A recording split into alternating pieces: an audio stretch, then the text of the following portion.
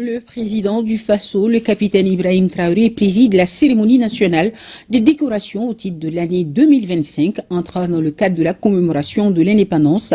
Au total, ils sont 370 récipiendaires à recevoir l'ordre de l'étalon et l'ordre du mérite burkinabé. Le reportage de Salifou Belem et Nyarkiteda.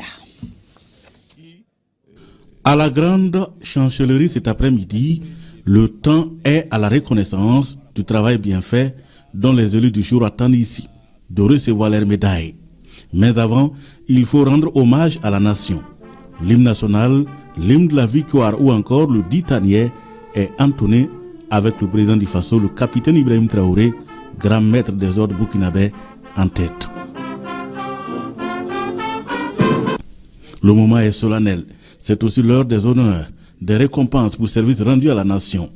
Ces jours, la nation célèbre et magnifie 370 de ses filles et fils pour leur sens de sacrifice et de devoir, ainsi que leur résilience pour la marche triomphale du Burkina Faso pour le bonheur de son peuple. Cette année, la plus haute distinction est le grand officier de l'ordre de l'étalon.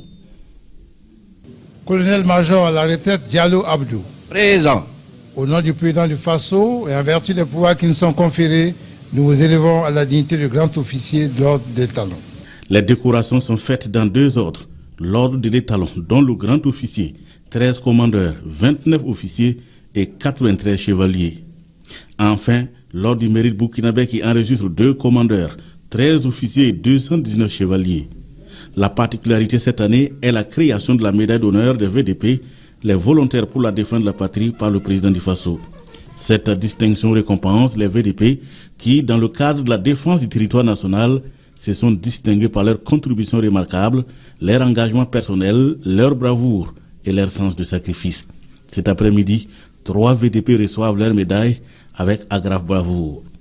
Tous reçoivent leur médaille devant le chef de l'État, le Premier ministre, les présidents d'institutions et les membres du gouvernement.